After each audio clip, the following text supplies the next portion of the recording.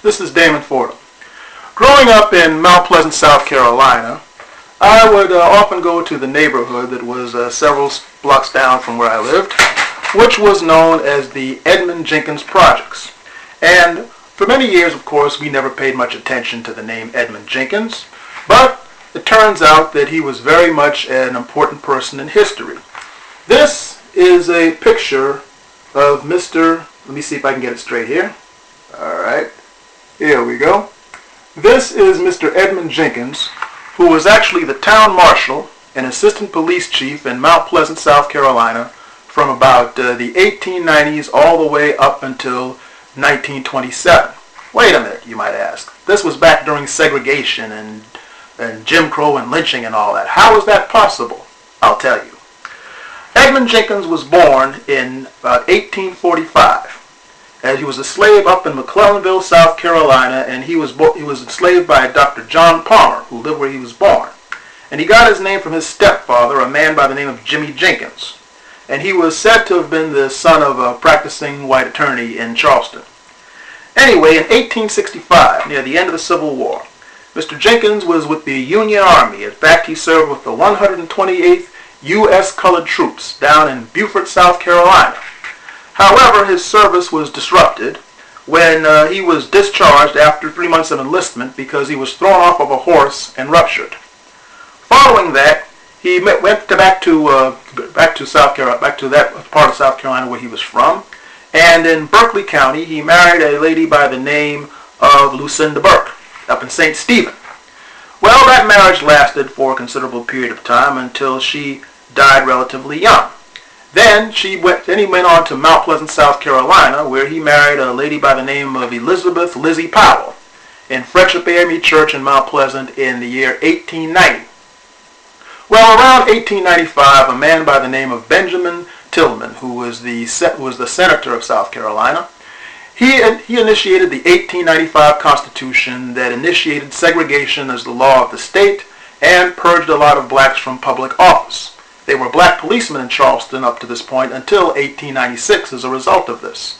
But in spite of the loss of political power for African Americans, Edmund Jenkins went on to serve with the police force. As a matter of fact, a local white resident, a lady by the name of Miss Carolyn Bent Milligan, told historian Betty Lee Johnson these following words in 1987. My father, John Bent, was chief of police in Mount Pleasant for several years. He had a black assistant named Edmund Jenkins, a fine person who looked after all the children around town, and they all really liked him. They referred to him as Daddy Edmund. Well, not too long before her death, I interviewed a lady by the name of Rosalie Johnson, who lived next door to my grandmother. We used to call her Titi. And she sat down, and by that time she was born in about 1918, and she told me what she remembered about Edmund Jenkins, and it went as follows. I remember him as a girl. They lived across the street from us. We used to call him Chief. His wife was Miss Lizzie Jenkins. She would bring food to him. He was retired and sick when I knew him. We children would say, Chief, Chief, Chief, and he'd say, man, what y'all want? Get away from around here.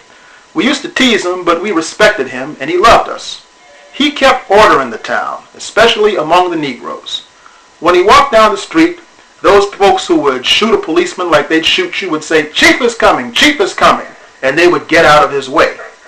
Well, it's an interesting side note that although Miss Johnson grew up remembering Edmund Jenkins, who was this black police chief in Mount Pleasant, back in the early 1900s, she died on the morning of January 20th, 2009, the very day that Barack Obama was elected the first black president of the United States.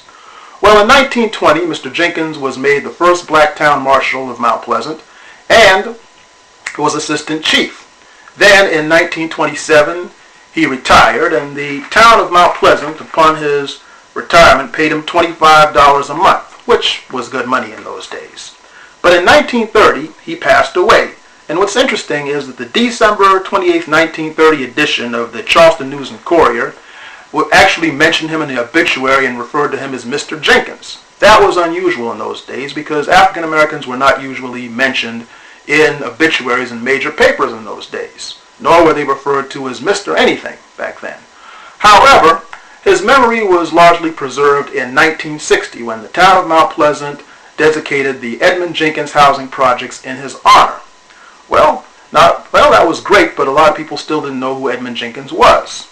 However, around that same time, a Miss Petrona Royal McIver wrote about Mr. Jenkins in her history book of Mount Pleasant.